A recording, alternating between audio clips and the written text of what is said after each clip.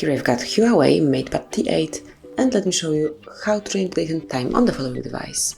So at first you have to open the settings, then scroll down, find and pick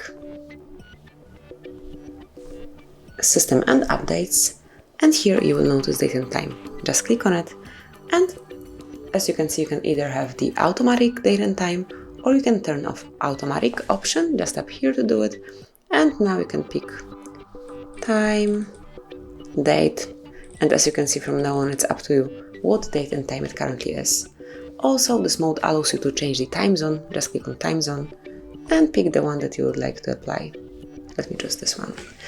You can also activate or deactivate dual clocks feature, just right here, and if it's active you can select the home city. And let me choose, for example, Seattle.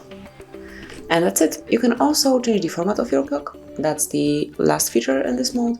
So you can use either 24-hour format clock, just up here to activate it, or you can use 12-hour format clock, smoothly deactivate 24 option.